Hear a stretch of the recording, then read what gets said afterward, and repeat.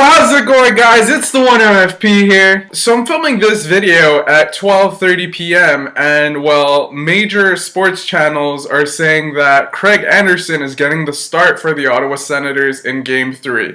So the first thing I thought to myself was, wow, they're really going to go with Craig Anderson after all that Andrew Hammond has done to put Ottawa Senators where they are right now.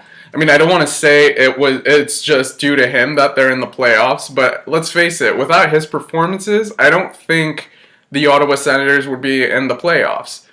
I know hockey's a team effort and it's a collective effort to get the wins, so those 20 wins are not just on Andrew Hammond, but you have to believe that without Andrew Hammond, the Senators wouldn't be in the playoffs. And then it just hit me. Maybe the Ottawa Senators are toying with the media. Maybe they're using the media to their advantage to try and throw the Habs off of their game. We saw this specifically with Game 2. You saw them react to their Game 1 loss. It was very highly focused on the slash. They used the media to really publicize that slash. And well, I mean, Game 2, they didn't come with the type of game that was expected. They didn't play overly physical. They didn't get too emotional. They played some very well-disciplined, composed hockey. And correct me if I'm wrong, but I think most people were surprised by that. Now, getting back to Craig Anderson and how this story all started, they put him in the starter's net during their practice, and he was the first guy to leave the ice. And then shortly after, Dave Cameron revealed that Craig Anderson would be his starting goalie in Game 3 tonight.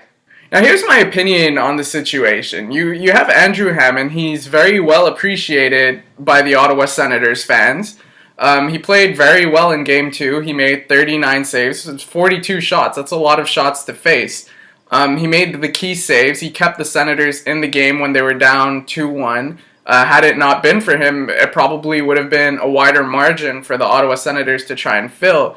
And with Carey Price in nets, you know that they would start to lose their momentum. They would start to lose their confidence in themselves. Their offense would be losing steam as the game would go on if the Habs lead is larger. So the way I see it, the Ottawa Senators would have been out of the game a lot sooner had Andrew Hammond not come up big for them when he had. The Sens not capitalizing on their scoring chances when they needed to, and Carey Price coming up big on the other end is the reason for Ottawa losing Game 2. And some people are arguing that this decision is made because some goals that went in on Andrew Hammond should have been saves. But the way I see it, he took 42 shots. Some are just going to go in when you're facing 42 shots. Now looking a bit further into the Ottawa Senators' offensive output, a lot of it has to do with the pinching of the defense. It's their defense coming up, moving up a little bit and helping their forwards. This tactic may hurt them a bit defensively. It could cause turnovers that could be very costly. But the way Carey Price is playing, you have to believe that they need that component to their offense. They need any offensive help they can get. You have to wonder if putting Anderson instead of Hammond would change the Ottawa Senators' mentality, if it would make them relent offensively. You have to wonder if the defense will be more hesitant to help their forwards to, contribute on offense.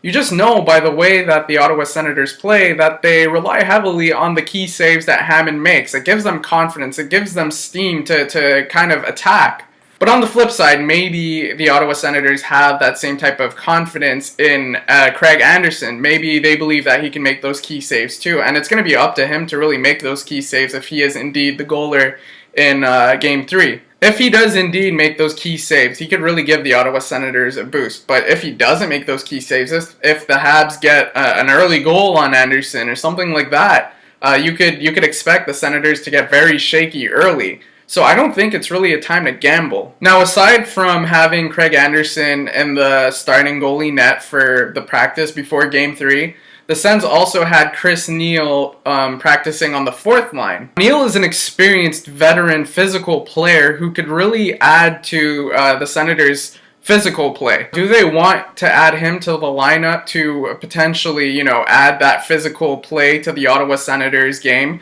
Do they want him in the game for Game 3 to get the home crowd going? The answer to that is maybe. Maybe they think that having Neil in the lineup will give the Ottawa Senators more confidence to be more physical. Maybe they think that they could disturb Carey Price a little more with Neil in the game. Maybe they think that their players could, kind of get in his way. It's a whole different component to consider in terms of offense. A guy like Neal really allows for players to impose themselves more physically because they know they have Neal to protect them.